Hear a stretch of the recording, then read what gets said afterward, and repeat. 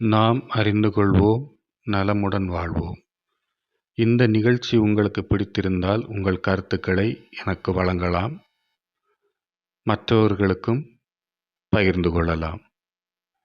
நன்றி.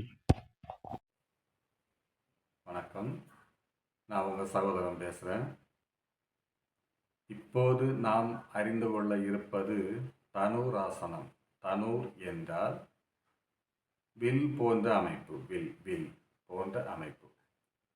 தனுராசனம் வில் போன்ற அமைப்பு கொண்ட ஆசனம். முக்கியமாக நீரழிவு நோய் மிக கொடூரமானது. வந்தால் தீர்றதுக்கு ரொம்ப கஷ்டம்னு சொல்லிட்டு நிறைய சூழ்நிலைகளை சொல்லுவாங்க. ஆனால் இந்த ஆசனம் இந்த நீரழிவு நோய்க்கு மிக மிக மிக பயனுள்ளதாக இருக்கிறது. நீரழிவு நோயை முற்றிலும் உடம்பில் இருந்து ஆற்றுவதற்கு இந்த ஆசனம் மிக பயனுள்ளதாக இருக்கிறது. இது முக்கியமாக. இரண்டாவது முக்கியமாக கற்பாயாச பொருட்கள், ஆண்களுக்கும் பெண்ணுக்கும் சரி, கற்பாயாச பொருட்கள் எனப்படுகிற இனவிருத்தி பகுதிகளுக்கு மிகுந்த ஆரோக்கியத்தை கொடுக்கிறது. ஆண்களின் டைட்டிஸ் என சொல்லக்கூடிய அந்த பகுதியாகட்டும், பெண்களின் ஓவரி என சொல்லக்கூடிய அந்த சுரபிகள், இந்த சுரபிகளுக்கு மிகுந்த வலிமையை கொடுத்து அவற்றை நன்கு இயங்க வைக்கிறது. அவை நன்கு இயங்கினால்தான் கற்பாயாச பொருட்கள் எனப்படுகிற இனவருத்தி பொருட்கள் நன்கு வேலை செய்யும். இதை நாம் அறிந்து கொள்ள வேண்டும்.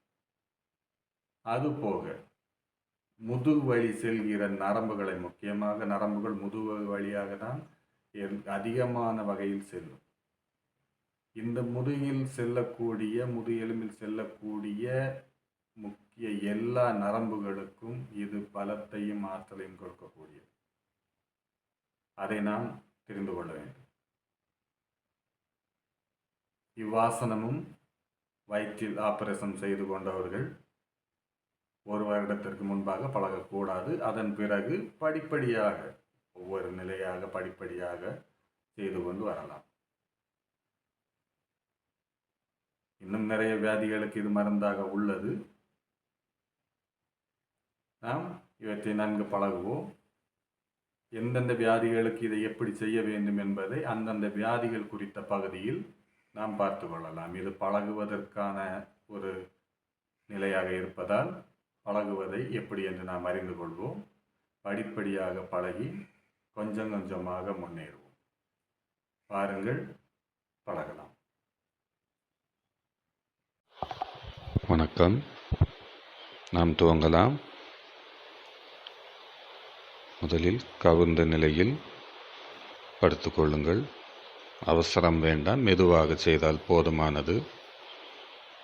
இந்த ஆசனம் அஜீரணம், வயிற்று வெளி, வாய்த்துர்நாற்றம், தொந்தி, வயிற்று கொழுப்பு, உளைச்சதை எல்லாத்தையும் நீக்கிறதுக்கு மிக சிறந்தது. முதலில் கால்களை சற்று மடக்கி பயிற்சி செய்யலாம். சற்று அப்படியே மடக்கி பயிற்சி செய்யலாம். தலையை எழுப்பிக் கொள்ளுங்கள். மேலே எடுக்கும்போது மூச்சை இழுத்துக்கொண்டு சாதாரண மூச்சில் நில்லுங்கள். எவ்வளவு நிற்க முடியுமோ அவ்வளோ நின்னால் போதுமானது.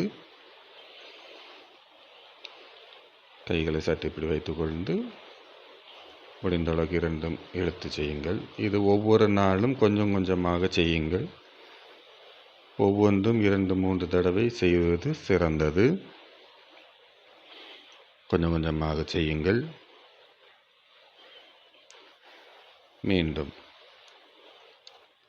முதல் நிலையை விட இன்னும் கொஞ்சம் அதிகமாக தூக்கி மூச்சு சாதாரண மூச்சு இருக்கட்டும். மேலே எழும்பும்போதெல்லாம் மூச்சை இழுத்து கொண்டும் கீழே போகும்போதெல்லாம் மூச்சை விட்டு கொண்டும் செல்வது இதன் முறையாக இருக்கிறது. ஒரு காலை மடக்கி இப்படி பிடித்துக் கொள்ளுங்கள். பிடித்து சற்று வளைந்த நிலையில் நில்லுங்கள். இப்படி ஒவ்வொரு காலுக்கும் 3 முறை செய்வது நல்லது. மீண்டும் அடுத்த கால். முடிந்தவரை செய்தால் போதும். கொஞ்சம் கொஞ்சமாக பழகிக்கொள்ளலாம். ஒரே இதாக பழகிறதுக்கு நம்மால் முடியாது. முடிந்தவர்கள் எதுவரை வருகிறதோ அதிலிருந்து தொடங்கலாம். சிலவங்களுக்கு தொடக்கத்திலேயே ஓரளவுக்கு வந்துடும். வாரவங்க எந்த நிலை வருதோ அது வரை தொடங்கலாம். ஆனால் 3 நாள் வரைக்கும் இதை தொடர்ந்து அப்படியே செய்யுங்க. அப்போ நம்ம அந்த உடம்பு வலி இல்லாமல் லகுவாக வந்துகிட்டே இருக்கும். கொஞ்சம் நேரம் நம்மளுக்குன்னு செலவாக்கினா போதும். அதிக நேரம் எல்லாம் இல்லை, கொஞ்சம் நேரம் செலவாக்கினா போதும். இப்போ 2 கையையும் ஒரு காலை பிடிச்சி அந்த மாதிரி தொட்டு கூட கொஞ்சம் இழுக்கிற மாதிரி அந்த காலையும் கொஞ்சம் மடக்கிக்கிறங்க.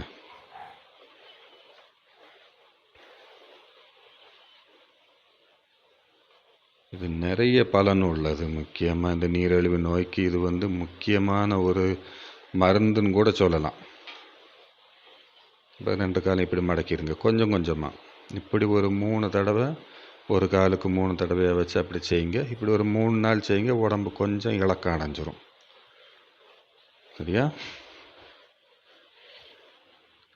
இது ஆண்களின் டைட்டிஸு, பெண்களின் ஓவரி, இந்த பகுதிக்கெல்லாம் நல்ல பலனை கொடுக்கறது.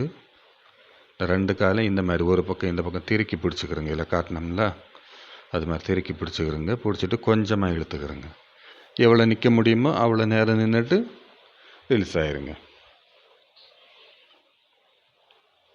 எல்லாமே 3 நாள் தொடர்ச்சியாக நீங்கள் கொஞ்சம் கொஞ்சமாக செய்யுங்க. அப்போ உடம்புக்கு அதிக வலி இல்லாமல் கொஞ்சம் கொஞ்சமாக அந்த வளைவு நிலை நமக்கு ஏற்படும்.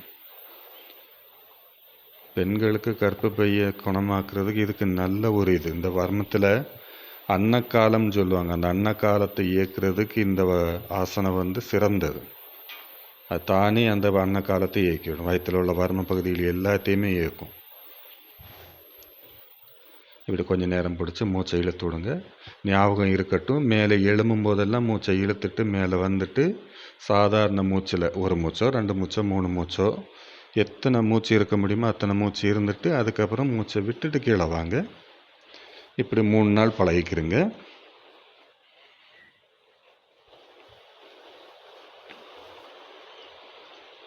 இப்போ மீண்டும் இது ஒவ்வொன்றுமே கொஞ்ச நாள் விட்டு பழகுங்க. உங்களுக்கு எது வரை வருதோ அதுலேருந்து நீங்கள் தொடங்கலாம். சரியா? இப்படி 3 மூச்சு அழகாக எடுத்து விடுங்க. 3 மூச்சு 4 மூச்சு எத்தனை மூச்சு நிற்க முடியுமோ அத்தனை மூச்சு நில்லுங்க. இது முழு நிலையாக வந்துடும். இது முடிஞ்ச பிறகு சற்று இளைப்பாறிட்டு அடுத்த ஆசனத்தை தொடங்குங்க.